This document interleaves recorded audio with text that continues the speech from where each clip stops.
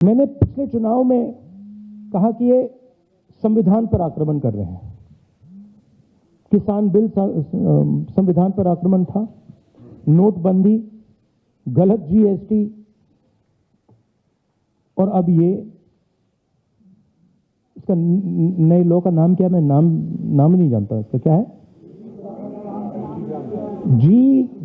ग्राम जी क्या है, ग्राम जी पता नहीं क्या।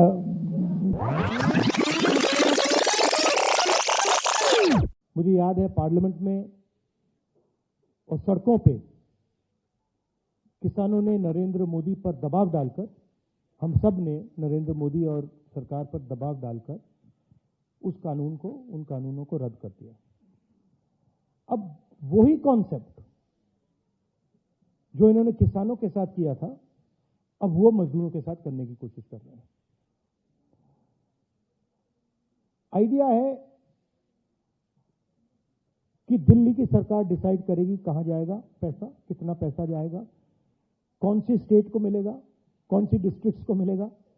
बीजेपी वाले स्टेट्स को ज्यादा पैसा जाएगा, ऑपोजिशन वाले स्टेट्स को कम जाएगा, और वो डिसाइड करेंगे किसको किस तरीके की मजदूरी चाहिए और वो इंप्लीमेंट करेंगे सेंट्रलाइज तरीके से। अधिकार खत्म कर दिया। और मेन बात यह है कि जो पहले मजदूरों को मिलता था, अब वो ठेकेदारों को और ब्यूरोक्रेसी को मिलेगा।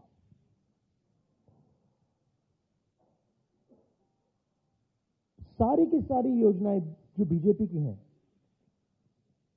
इनका लक्ष्य इसी लाइन पे होता है।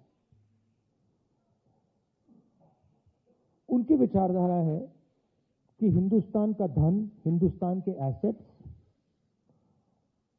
चुने हुए लोगों के हाथ में हो, वो डिसाइड करें, वो देश को चलाएं, पूरा का पूरा धन उनके हाथों में चला जाए, और गरीब लोग जो हैं, और उसमें ज्यादातर हमारे दलित, आदिवासी, ओबीसी, इस वर्ग के लोग हैं, ये अमीरों पर, अदानी अंबानी जैसे लोगों पर फुली डिपेंडेंट हो जाए और इनकी बात माने, और अगर नहीं माने तो भूखे मर जाए। ये इनका हिंदुस्तान का मॉडल है।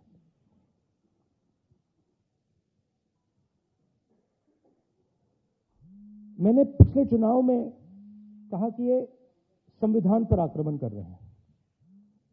किसान बिल संविधान पर आक्रमण था, नोटबंदी, गलत जीएसटी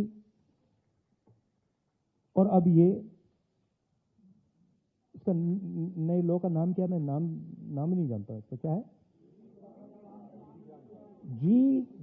ग्राम जी क्या है, ग्राम जी पता नहीं क्या। हाँ, तो आइडिया यही है कि हमारा जो संविधान है उसे खत्म करो। वन मैन वन वोट का जो कॉन्सेप्ट है उसे खत्म करो, लोकतंत्र को खत्म करो,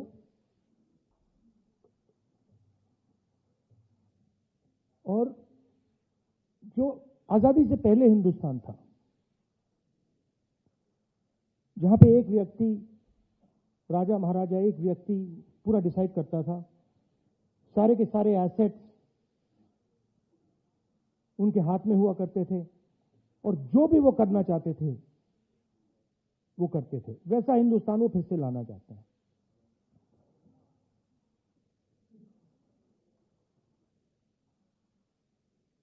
और इनकी इंटेंशन रुकने की नहीं है, क्योंकि ये जो मॉडर्न इंडिया का स्ट्रक्चर है, इसको ये बदलना चाहते हैं और तोड़ना चाहते हैं।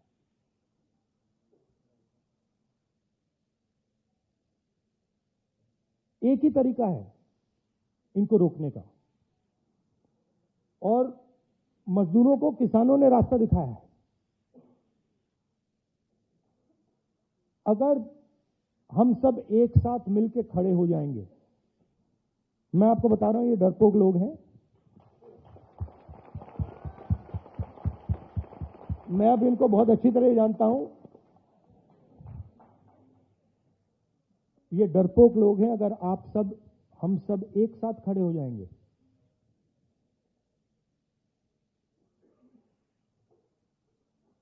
आप मनरेगा नाम देना चाहोगे या कोई और नाम देना चाहोगे? आप डिसाइड करोगे उस योजना का नाम क्या होगा, कैसे बनेगी, कहां चलेगी, कब तक चलेगी, कितने घंटे चलेगी। मगर ये मैंने कहा, मगर एक दूसरी बात भी कह देता हूं, अगर एक कमी है तो यूनिटी की कमी है।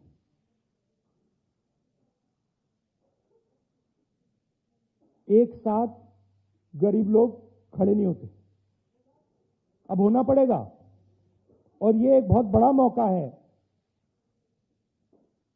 मनरेगा का जो आंदोलन है, ये बहुत बड़ा मौका है कि हिंदुस्तान के सारे गरीब लोग जो आइडिया ऑफ इंडिया के कॉन्सेप्ट में बिलीव करते हैं, कॉन्स्टिट्यूशन में बिलीव करते हैं, लोकतंत्र में बिलीव करते हैं, कि हम अगर एक साथ खड़े हो जाएंगे,